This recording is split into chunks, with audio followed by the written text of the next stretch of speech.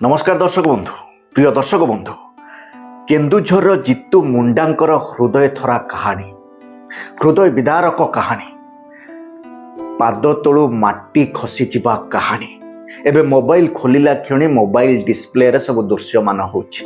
प्रिय दर्शक बंधु एबे टिके भाबिकी देखिबा गोटे भौणी को गोटे भाई 4 मास पूर्वरु हरई सारिचंती आ तापरे एबे से जो दृश्य बैंक कथा तो टिके परे आलोचना करबा। से जो बैंक रे एते टॉर्चर परे भौणीर गात पाखक जीवा से टाइम रो माइंड भीतर को कौन आसीथिबो केमिति कौन से रूप रखा हिथिबो टिके आपण भाबंतु।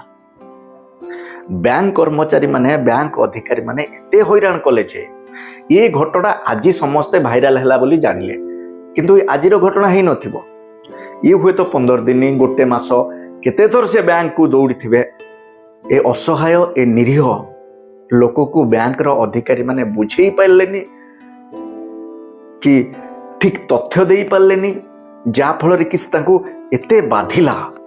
ताको कुहा गला जदि भौणीर दस्तखत न दिया जिवो भौणी को जदि न देखिबे ताले ये पैसा दिया जीवनी। मात्र 19,300 ना 20,000 टंकार कथा जा फल कि यांकु एते बाधिला जितु मुन्ना को एते कष्ट हैला ये पळेले 4 मास पूर्वरु हरई थिबा भौणीर गात पाखक। दर्शक बंधु आपण टिके भाबंतु जो भाई जो भौणी को बढ़ई थिबो 24 घंटा जो भौणी को से भाई आखि आगरे देखुथबो से भौणी को 4 मास पूर्वरु जतेबेले हरई थिबो से टाइप रो दुख सेते बेलर दुख तो वर्णना करि हबनी। किंतु तांको एते कष्ट हेथि एते बाधिछि से पळी जाइचंती भौणींकर गात पाखक जोठी भौणी को पोता जाइतिला। दर्शक बंधु आपण टिके भाबंतु जेतेबेले से माटी को देखिथिबे जोठी तांको भौणी को 4 मास पूर्वरु पोता जाइतिला। से माटी को देखिकी जो माध्यम रे जो कोदाल माध्यम रे प्रथम चट्टा बाहर करथिबे माटी तांकर एक्सप्रेशन कौन थिबो तांको फेस अपीयरेंस कौन थिबो तांको माइंड भीतर कौन चालुथबो ठप ठप है कि लुह गडुथबो ना। दर्शक बंधु एया लागुथबो जो भौणी के मो 4 मास पूर्वरु एठी समाधि देइची एठी पोतीची से भौणी के मो काढिबा को जाउची मात्र 19-20,000 टंका पई काहे कि ना पाठ पढ़ुआ बैंक रो अधिकारी माने मते विश्वास करूनाहांती मते हैरान करूचंती। मो बार बार जीवा द्वारा मो बार बार जाउची मोर गुजरान मेंटेबा पई मते किछि पैसा दरकार मोरी पैसा मते देबे सेति प्रति कहउचंती भौणीर दस्खत दरकार।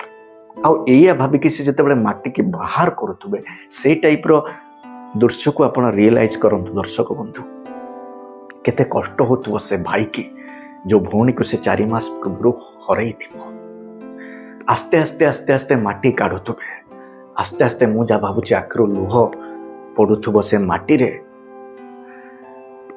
जेतेबेले 5 मिनिट 10 मिनिट से माटी काढुथबे सेतेबेले तांकर स्थिति सेतेबेले तांकर सिचुएशन कोन थिबो। दर्शक बंधु आ यारी भितरे कांदी कांदी माटी काढिबा परे तांको भौणीर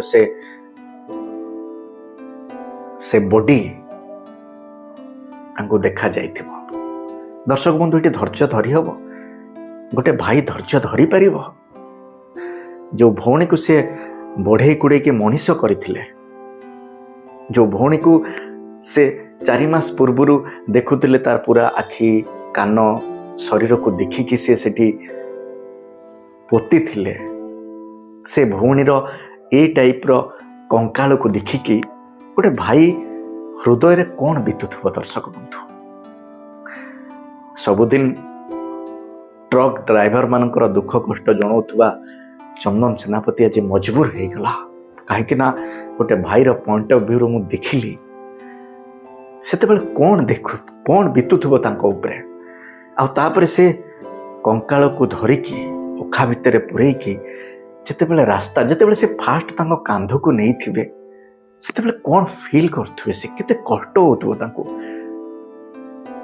कौन लागुथबो तांको ताको नहीं कि रोड रे रास्ता रे କାନ୍ଧେଇ କାନ୍ଧେଇକି ଆଣିକି ବ୍ୟାଙ୍କର ଆଗରେ ରଖିବେ, ଏଇ ଯୋଉ ଚାଲିକି ଆସିବାର ଦୁଃଖ ତାଙ୍କୁ କେତେ କଷ୍ଟ ଦେଇଥିବ।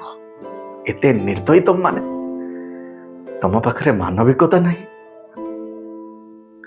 ଆପଣମାନେ ପାଠ ପଢିକି ବ୍ୟାଙ୍କରେ ଚାକିରି କରିଛନ୍ତି, ମୋଟା ଅଙ୍କର ଆପଣମାନଙ୍କର ଦରମା ମିଳୁଛି, କିନ୍ତୁ ଗୋଟେ ଅସହାୟ ନିରୀହ ବୃଦ୍ଧ ଲୋକର ସେ ଦୁଃଖକୁ ଆପଣ ଦେଖିପାରିଲେନି। ତାଙ୍କୁ ଏତେ ମଜବୁର କରିଦେଲେ, ଏତେ କଷ୍ଟ ଦେଲେ।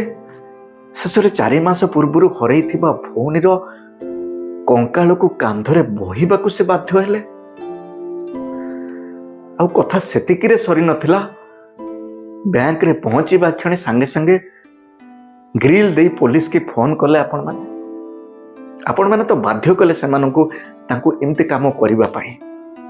ଆପଣଙ୍କର ସାହସ ହେଲାନି ସେ ଜିନିଷ ଦେଖିବା ପାଇଁ। ଆପଣମାନେ ଲୋକଙ୍କର ସେବା ପାଇଁ ଅଛନ୍ତି ନା ଲୋକମାନଙ୍କୁ କଷ୍ଟ ଦେବା ପାଇଁ ଅଛନ୍ତି? ଟିକେ ଆପଣ ନିଜେ ନିଜକୁ ପ୍ରଶ୍ନ କରନ୍ତୁ।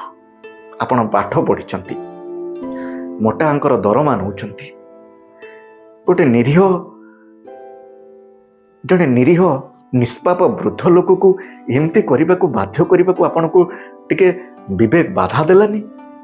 ଆପଣ କହିବେ ଆମେ କଣ ସେମିତି କରିବାକୁ କହିଥିଲୁ? ନାଇଁ, ଆପଣଙ୍କର ହରକତ, ଆପଣଙ୍କର ଆଚରଣ ଉଚ୍ଚାରଣ ଏତେ କଷ୍ଟ ଦେଲା ଗୋଟେ ବୃଦ୍ଧ ଲୋକକୁ, ଗୋଟେ ଭାଇକୁ। ସେ ଶେଷରେ 4 ମାସ ପୂର୍ବରୁ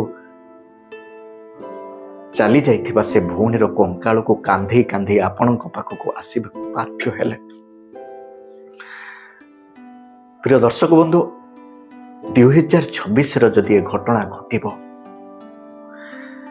ତାହେଲେ ଆମେ କଣ କହିବା? ମାନବିକତା ହଜି ଯାଇଛି। କୌଣସି ଗୁଣ୍ଡା, ବଦମାସ, କୌଣସି ଦୁର୍ଦାନ୍ତ, କୌଣସି ନିଶାଦ୍ରବ୍ୟ ଲୋକ ଏମିତି କରିବାକୁ ବି ସେ ବାଧିବ। ଏମିତି କଲେ ତାର କାର୍ଯ୍ୟକଳାପ, ତାର ଟୋଟାଲ ଚରିତ୍ର ଉପରେ ପ୍ରଶ୍ନ ଉଠିବ। କିନ୍ତୁ ଆପଣମାନେ ପାଠ ସାଠ ପଢିକି ବ୍ୟାଙ୍କରେ ଚାକିରି କରିଛନ୍ତି, ଆପଣମାନେ ଗୋଟେ ବୃଦ୍ଧ ଲୋକକୁ ବୁଝେଇ ପାରିଲେନି? ଗୋଟେ ବୃଦ୍ଧ ଲୋକକୁ ଆପଣ ଆଶ୍ୱାସନା ଦେଇ ପାରିଲେନି? ତାଙ୍କୁ ଏତେ କଷ୍ଟ ଦେଲେ ଯେ ଶେଷରେ ସେ ଏଇ କାମ କରିବାକୁ ବାଧ୍ୟ ହେଲେ।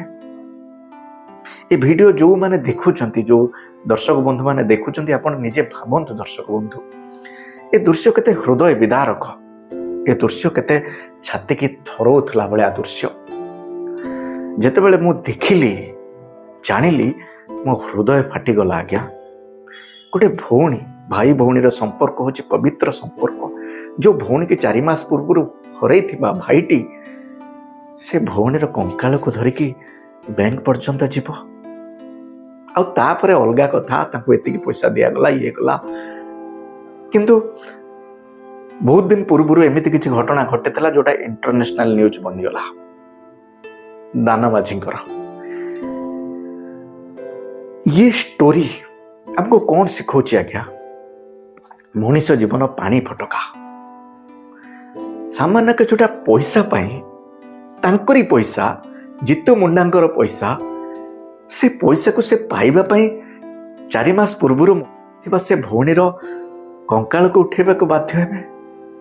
ଏଇ ହଉଛି ମାନବିକତା, ଏଇ ହଉଛି ତମର ବ୍ୟାଙ୍କିଂ ସର୍ଭିସ। ଆପଣ ମାନେ ତ ଏସି ଭିତରେ ବସିକି କାମ କରୁଛନ୍ତି ଆଜ୍ଞା, ଆପଣ କୋଉଠୁ ବୁଝିବେ ଗୋଟେ ଅସହାୟ ଲୋକର ଦୁଃଖ? ଆପଣ ମାନେ କୋଉଠୁ ବୁଝିବେ ଗୋଟେ ଭଉଣୀ କି ହରେଇଥିବା ଗୋଟେ ବୃଦ୍ଧ ଲୋକର ଦୁଃଖ କଣ? ତେଣୁ ପ୍ଲିଜ ଆଜ୍ଞା, ଏମିତି ଆପଣ କରନ୍ତୁନି। ବହୁତ କଷ୍ଟ ହଉଛି। ଆପଣ ସିନା ମୋଟା ଅଙ୍କର ଦରମା ନେଉଛନ୍ତି, ଆପଣଙ୍କୁ ସିନା କିଛି ଫରକ ପଡୁନି, ଗୋଟେ ସାଧାରଣ ଲୋକକୁ ବହୁତ ଫରକ ପଡୁଛି। ଦର୍ଶକ ବନ୍ଧୁ, ହୃଦୟକୁ ବାଧିଲା ଯେତେବେଳେ ଷ୍ଟୋରି ଶୁଣିଲି, ସେଇଥିପାଇଁ ଆପଣଙ୍କ ସହିତ ସେୟାର କରିଦେଲି। ନମସ୍କାର ଦର୍ଶକ ବନ୍ଧୁ, ମତାମତ ନିଶ୍ଚୟ ଦେବେ।